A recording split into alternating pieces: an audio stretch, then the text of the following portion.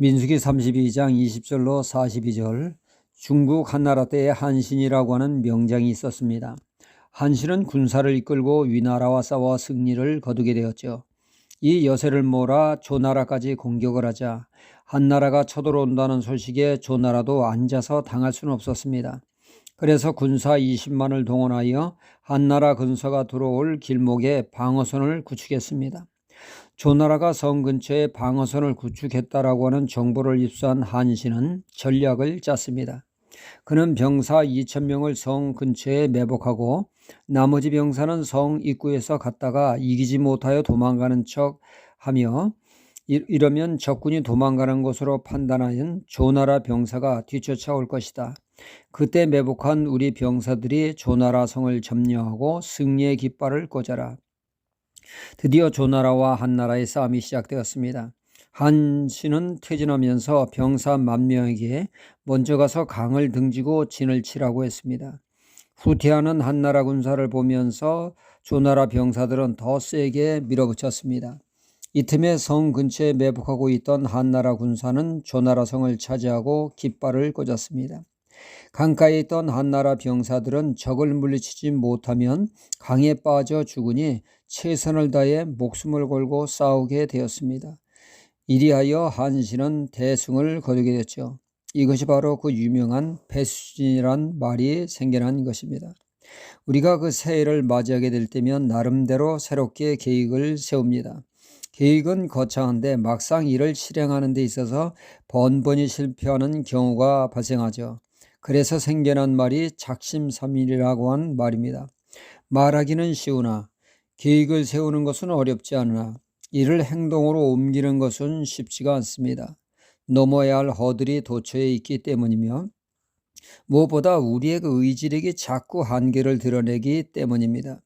그래서 이를 극복하기 위해서 대책을 세우게 되죠. 소위 배수진을 치게 됩니다. 반드시 장애물을 극복하고 이행하고 실행력을 높이도록 말입니다. 가령 어느 분은 담배를 끊는 데 있어서 조용히 끊지 않고 공개적으로 선포를 합니다.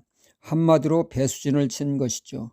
조용히 끊으려다 실패를 계속하게 되니 공개적으로 담배를 끊는다고 선포하면 자신의 인내가, 의지가 그 바닥을 드러낼 때, 다시 피우고 싶은 마음이 굴뚝 같을 때 공개적으로 선포했으니 가족들의 눈치가 보이고 주변 사람들이 내가 무너지면 이게 무슨 창피인가, 나를 얼마나 한심한 사람으로 볼 것인가, 이런 생각에 금단 현상을 극복하여 담배를 끊는데 성공하는 성공 전략을 사용하기도 합니다.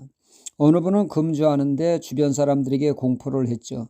누구든지 내가 술을 먹는 것을 보는 자에게는 5만 원을 주겠다 공포하는 분을 보았습니다. 결국 성공하는 것을 목도하게 되었죠. 사람들은 의지가 약하기에 이를 극복하기 위해서 배수진을 치는, 그러므로 실행력을 높이는 것을 보게 됩니다. 이 또한 삶의 지혜가 아닐 수가 없습니다. 느헤미야서에 보면 느헤미야가 무너진 성벽을 재건하게 됩니다. 성벽을 재건하는 데 있어서 이를 저지하고자 하는 외부 세력으로 인해 한 손에는 창을 들고 한 손에는 성벽을 세우는 도구를 들고 성벽을 쌓아갑니다. 외부 세력은 효과적으로 이렇게 해서 막았는데 안으로 골마 터지는 문제가 발생됐죠.